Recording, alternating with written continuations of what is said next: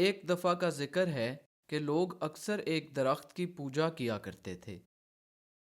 جب ایک مسلمان آدمی نے یہ گناہ ہوتے دیکھا تو اس نے غصے سے کلہاڑی لے کر اس درخت کو کاٹنے کا فیصلہ کیا۔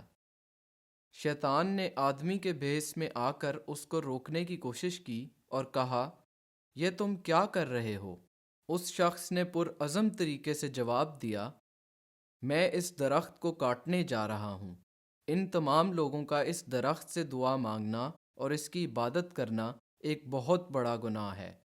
شیطان بولا، لیکن یہ درخت آپ کو کوئی تکلیف نہیں دے رہا، لہٰذا اس کو مت کاٹیں۔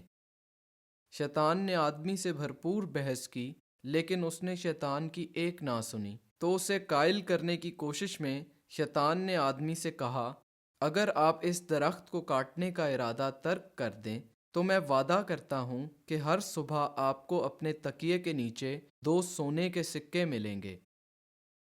پیسے کی لالچ میں آ کر اس آدمی نے درخت کو کاٹنے کا ارادہ ترک کر دیا اور گھر لوٹ گیا۔ اگلے 2 ہفتوں تک ہر روز آدمی کو اس کے تکیے کے نیچے سونے کے 2 سکے ملتے رہے اور وہ کافی مطمئن رہا۔ لیکن اس کے بعد سکے غائب ہو گئے۔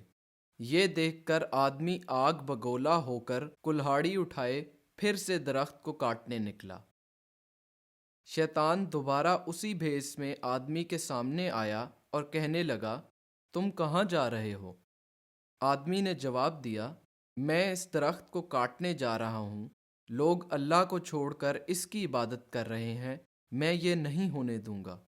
یہ سن کر شیطان فوراً آدمی کی طرف لپکا اور اس نے اس کو زور سے پکڑ لیا، حتیٰ کہ اس کا دم گھٹنے لگا، اور شیطان نے کہا، جب تم پہلی دفعہ یہاں آئے تھے تو تمہاری ناراضگی اور غصہ صرف اور صرف اللہ کے لیے تھا، جس کی وجہ سے میں تمہیں چھو نہیں سکا، لیکن اب تم پیسے کی لالچ میں یہاں آئے ہو تو اللہ تمہیں مجھ سے محفوظ نہیں رکھے گا۔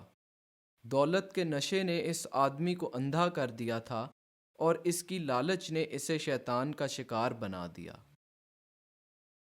وَلَا تَشْتَرُوا بِعَهْدِ اللَّهِ ثَمَنًا قَلِيلًا إِنَّمَا عِندَ اللَّهِ هُوَ خَيْرٌ لَكُمْ إِن كُنتُمْ تَعْلَمُونَ مَا عِندَكُمْ يَنفَدُ وَمَا عِندَ اللَّهِ بَاقٍ وَلَنَجْزِيَنَّ الَّذِينَ صَبَرُوا أَجْرَهُم بِأَحْسَنِ مَا كَانُوا يَعْمَلُونَ مَنْ عَمِلَ صَالِحًا مِّن ذَكَرٍ أَوْ أُنثَىٰ وَهُوَ مُؤْمِنٌ فَلَنُحْيِيَنَّهُ حَيَاةً طَيِّبَةً وَلَنَجْزِيَنَّهُمْ أَجْرَهُم بِأَحْسَنِ مَا كَانُوا يَعْمَلُونَ